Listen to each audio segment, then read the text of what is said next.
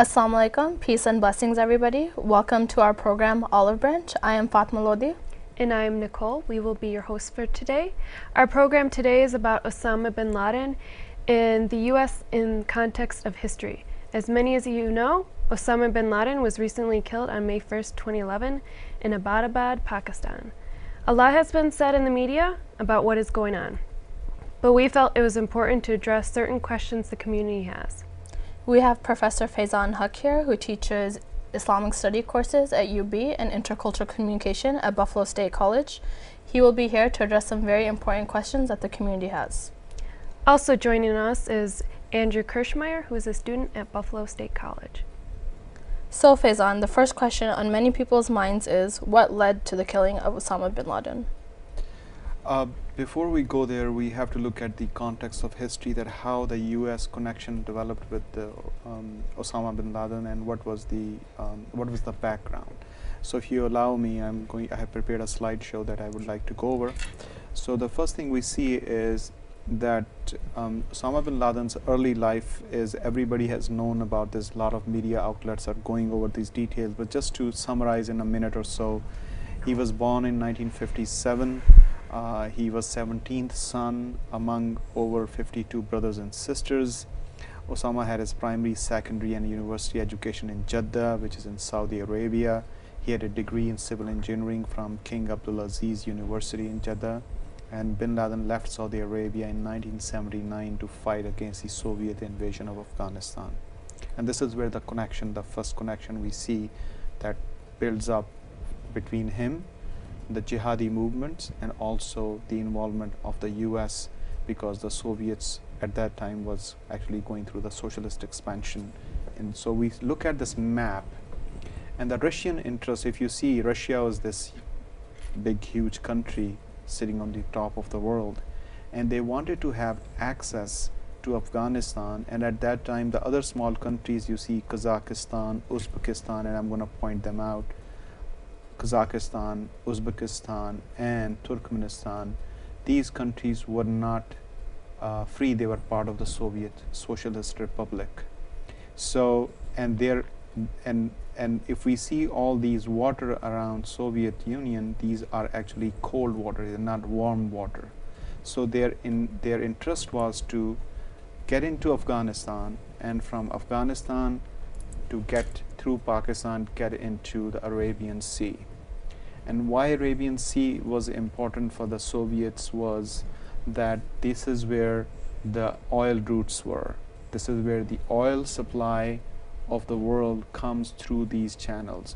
So you see these lines, they actually show that how the oils were being taken from Iraq, Kuwait, Saudi Arabia, Iran, and on this side and this end also, and they wanted access to it, and the intentions were to build easy energy access lines for Soviet Union, number one, provide them with a port on warm waters, and number three, to be able to at will choke the supply line for the West. And this is why for the US and for the allies of the United States of America, it was very important to counter the Soviet expansion into Afghanistan.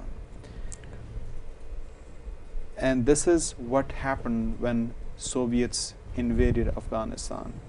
The millions and millions of Afghani refugees, they poured out to the neighboring countries.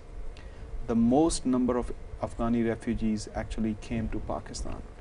Over 5 million refugees in that country, which have very meager resources. It created a huge law and order situation in Pakistan, and in the beginning there was not much interest of the US. Actually the interest of the US developed a little later, and by that time Bin Laden has left Saudi Arabia in 1979 to resist against the Afghan resistance. He was also at that time under the influence of a clergy from Palestine named Sheikh Azam, and he was the one who actually provided him with ideological framework to deal with to organize the terrorist, but at that time Mujahideens, the resistance movement, rebellions. But Sheikh Azam was against using this organization for terrorist purposes, and he was also against using and spreading that struggle to other countries or taking it internationally. And there was a point where, as we see, there was a division or split between Azam and Osama bin Laden. Eventually Sheikh Azam was killed in Peshawar in a bomb blast. Some people accuse Osama for that, but there's no proof because he was out of the country at that time.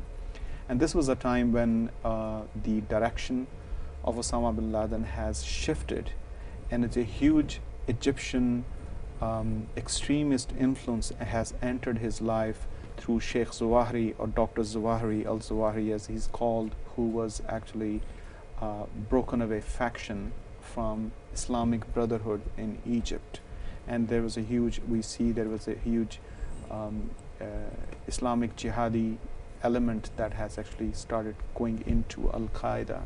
And this was a shift from Osama bin Laden, and he actually had started organizing this thing. He fought on the grounds. He had a good following. He commanded respect among his followers because they thought he was brave.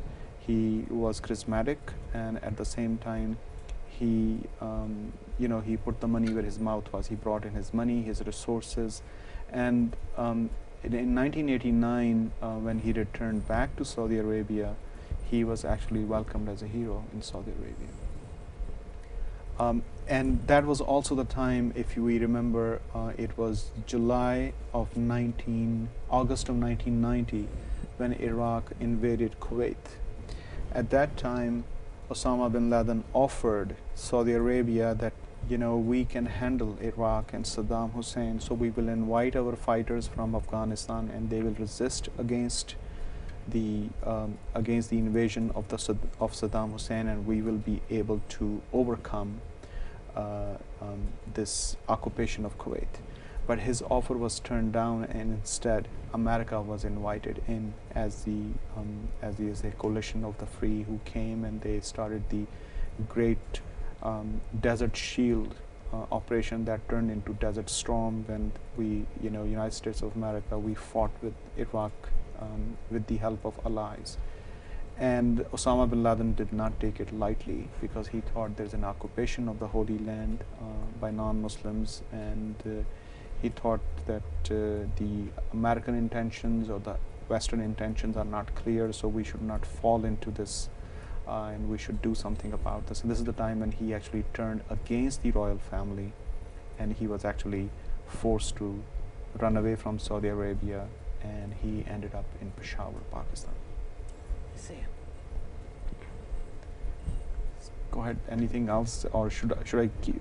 Well, if you want to maybe continue to what led to maybe his death, then we had some questions as well that we would answer. After that, actually, because at that time, the time when the first attack that took place against U.S. troops were in 1993, which was October 3rd and 4th, and that was when U.S. troop was killed, and Osama bin Laden has come into picture as a person who's leading such a group. Then this was 1994, when the Saudi government actually revoked his citizenship, and his assets were freezed, and he was actually now it was very clear that the Saudis are at war, or Saudi establishment is at war with Osama bin Laden. This was also the time when Americans have identified Osama bin Laden as one of the heads of one of the most dangerous terrorist organization, Al-Qaeda. And during this time, we also see that he has been able to successfully recruit a lot of people, because he was good at it. This is why he was employed, or he was engaged, not only by the Saudis and by the allies, but also by the United States of America against the Soviets, because he was successful in doing such things. And because of his influence, he was able to, because of his influence, he was able to exert political influence within Pakistan as well. so much so that he actually started a lobbying effort to pass a no confidence vote against the Prime Minister at that time, Benazir Bhutto, who was later on killed in 2007, and that credit has been taken by the forces who have sympathies for Al-Qaeda as well. So it was an effort on his part to exert his influence, and during this time he found a sanctuary in Afghanistan, because Afghanistan was in a great need of money to reconstruct, and the Taliban government, which has recently acquired the control of Afghanistan, actually they wanted the recognition or money, but money came from nowhere because they blatantly refused everywhere else, including by United States of America. And this was the time when he came in with his money and influence, and he basically took over the country. So what is the connection between the Taliban and Al-Qaeda? The connection between Al-Qaeda and Taliban is that Talibans were the movement that sprang out of madrasas in Pakistan. These were the Afghans, orphans or Afghan students who were under education there, and they came out, they wanted to get their homeland back and put them and have a law and order situation in control. And they were actually first were used as bodyguards, who were actually would be with the envoys who will go through Afghanistan, but later on they saw the need and they actually took over the country, and people were actually very glad they did, but they did not have the resources, and their resources which they were expecting did not come through. The only few countries recognized them, which was Pakistan, United Arab Emirates, Saudi Arabia, and such countries. But since they could not get any recognition from United Nations, they kept looking for resources. So resources came with Osama Bin Laden, and because of his camaraderie in the past with the Afghan movement, he was able to exert his influence, and he found a safe haven in Afghanistan. And then from there on, we heard that, as we know, that September 11th took place, and then he was a marked man, and America invaded Afghanistan with the help of the allies and as a coalition of the willing. And during this time, he hid out into the mountains, same place where he won his first battle against the Soviet Union. And then we know the history that we have been hunting him, and finally he was captured in Abbottabad. Can I go back to the connection between Osama bin Laden and the Taliban? Was there any evidence that Osama bin Laden or his men actually trained the Taliban?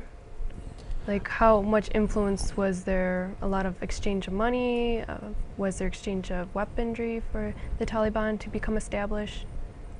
Actually, one of the disagreements between Sheikh Azam and Osama bin Laden was because he wanted to use those sanctuaries which was built by his bin Laden construction company in Afghanistan, the whole infrastructure for struggle, to use that base camps for the sake of Al-Qaeda's training. And he was doing Afghans training by Al-Qaeda was being done even before, during the Soviets, towards the end of the Soviet occupation, because Al-Qaeda as an organization comes to the surface after or towards the end of the Soviet occupation of Afghanistan. So Taliban's, when they were moving into Afghanistan, they were taking over control. Al-Qaeda fighters actually volunteered at times, provided them logistics, provided them support. So they were in debt to Osama bin Laden for that. But when they did not, and they could not get any recognition from international community, this was the time when he moved in, and hence a very intense and very close relationship was developed with Talibans. And Talibans and Al-Qaeda almost became synonymous because there was so much cooperation among the two. But Al-Qaeda itself remained, most of the people who were fighting on the behalf of Al-Qaeda were actually recruited either from Middle East or North Africa or elsewhere. And there were some Afghan elements and Pakistanis and other people, even people from India, other places where people were there. Even people from Tajikistan, Central Asia were there. But mostly it was a movement that was spearheaded by him, and the core of the movement remained Middle Eastern or Egyptian. So does eliminating Osama break down Al-Qaeda's leadership and organization, thus weakening any potential future attacks? Actually, when he was implementing the recruitment of people for Al-Qaeda, he and Sheikh Azam, they had these recruiting, I wouldn't say recruiting centers, but they had these people all over the world who were actually gathering support for the Mujahideens to fight against the Soviets. So after, in the absence of Sheikh Azam, the same network started, he started using and utilizing it for his purposes. And in that, one of the ideas that was implemented that was that what we should do is, that means Al-Qaeda thought that what they should do is that they should be able to have different areas work independently, as long as there is a unity of purpose that we are supposed to do certain things. It's okay. They can work independently, but however, the main collaboration or main planning will be done by the heads. And for some time, as lot of analysts and experts believe, that for most time he was not the one who was calling the shots. Actually, it was second in command, Sheikh Al-Zawahiri or Dr. Al-Zawahiri, and a few other people who were with him. They were actually running the show for him. But he, or the kind of person he was, it will not be it will not be an appropriate assumption that he was not involved. He must have been involved. He was kind of person who will involve, strategically approve things and go over, because he was detail-oriented person. So he was, he was able to control his movement. So Andrew, I know you're a student at Buffalo State College. What questions do students have and stuff? Well, I know a few questions that I have. I've come here with. How prevalent is Taliban activity in Pakistan? Talibans are quite active in the northeastern part of Pakistan, especially which is adjacent to Afghanistan. And there has been a movement, there has been effort by Pakistani government and Pakistani military to contain them in that area. But Taliban movements have many factions. One faction is which is very sympathetic to Al-Qaeda, and they have been actually active in armed struggle and resistance against the U.S. and the Allies' presence in Afghanistan and as well as in Pakistan. And those are the Talibans who actually we are actively engaged with, United States of America. Then there are the Talibans who are considered kind of a moderate Talibans. They don't want the foreign influence, but they're willing to work with the authorities as long as they are given a participation in the system. And even our Secretary of Foreign Affairs, Hillary Clinton, has said that we are interested in dealing with those people who might be willing to work with us. But that is a separate Taliban faction. And then there are Pakistani Taliban movement, which is also focused and concentrated in northeastern area. But their focus, their relationship with Al-Qaeda has been severed.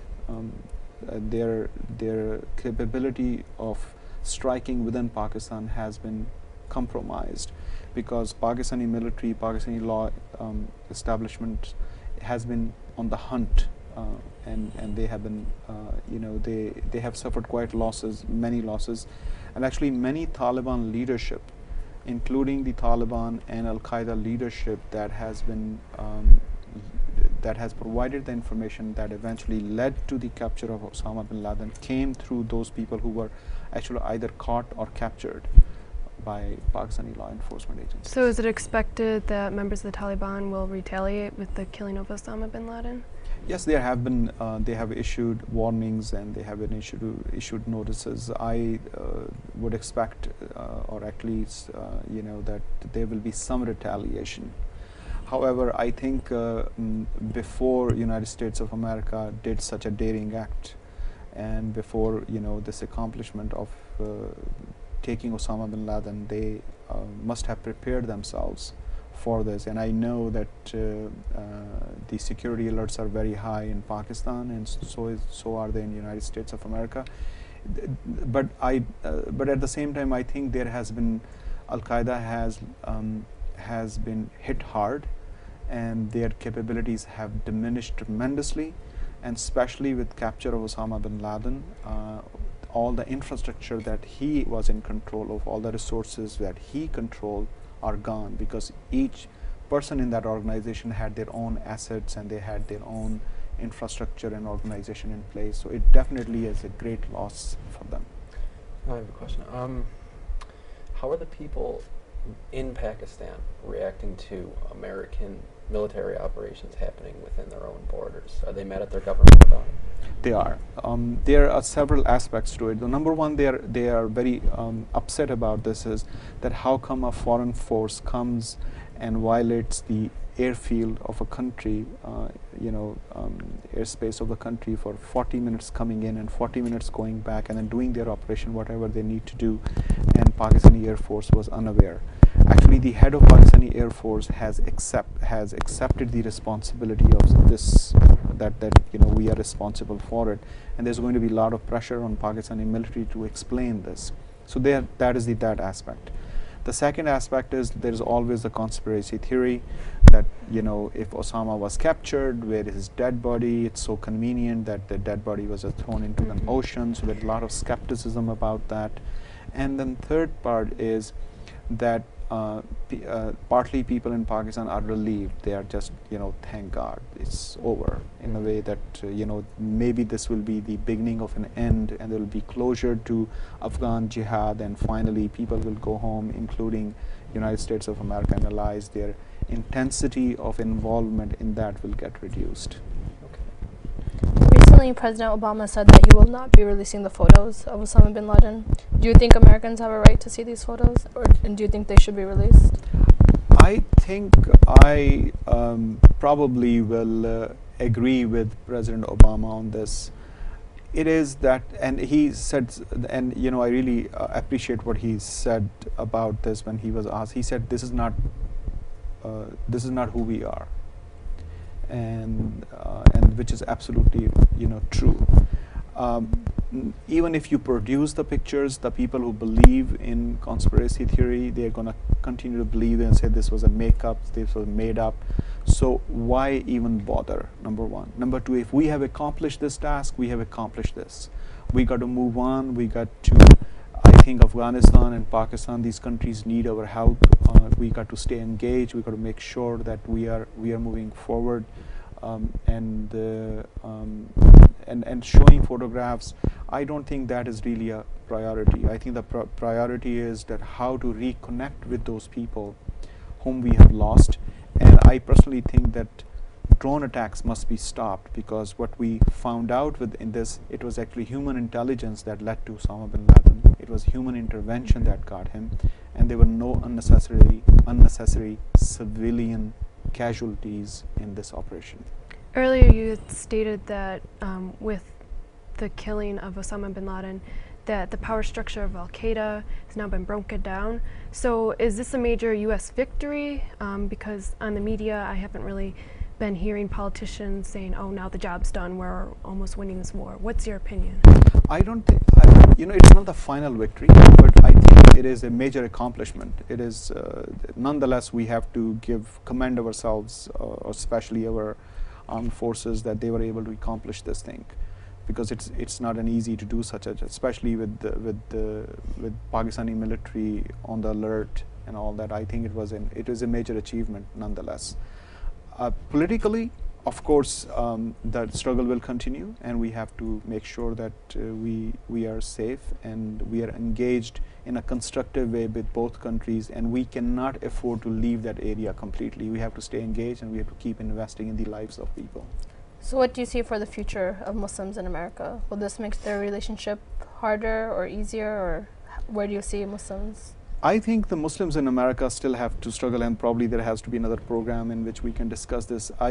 But it is definitely a moment of relief for them as well, because as you know, many Muslim lives were lost in 9/11. It is a closure for them, and this association of Muslims with the troublemakers and terrorists, it has to end, because we are way beyond that. Muslims have worked so hard, have given so many sacrifices in this struggle, and their contribution is second to none. And what about Barack Obama? What do you think is in store for his future? How do you think this will affect him? I think it's a great boost for him, because he was able to accomplish which President Bush wasn't able to accomplish, and the reason he was able to accomplish this because he was focused. He did not divert his attention by invading another country as in President Bush did by attacking Iraq. Isn't it fair to say that Clinton also had a chance to capture Osama bin Laden? Yeah, I heard about that Clinton had, but he missed the opportunity. But it is very easy to say those things. But when you are in that seat and you're making executive decisions, there are a lot of things that you have to consider. Well, that was very insightful. Thank you, Professor Haq, for joining us and offering our viewers valuable information. Thank you. At the bottom of our screen, there is an email that you can contact if you would like more information, and that email is oliverbranch@wnymuslims.org. Thank you for joining us. Thank you. We are Western New York Muslims. We use westernnewyorkmuslims.org to be connected. For reviews on the latest restaurants and movies. To use Western New York Muslims Classified to sell my old school books, DVDs, and old clothes. To have a place to expose those who are intolerant of Islam and to commend those who portray it correctly. To increase my deen or faith. To learn more about the Prophet Muhammad, peace and blessings be upon him. To find great information on Islamic scholarship funds. To have open dialogue with Muslims and non-Muslims in the community. For the prayer time. To ask an imam important questions about my faith. To learn about Islam. To be updated on births, deaths, and marriages in the community. To find great support groups that guide me as a new convert to Islam. To be informed about the latest upcoming events in the community. To find great local halal restaurants and food markets. For helpful information for new residents of Western New York. And to express yourself creatively with blogs, articles, pictures, any sort of multimedia you want. If you wish to become a user to get connected to the community, then please register at www.wnymuslims.org. Connecting communities through diversity, awareness, and service. We hope this website is useful and encourages the community to stay together.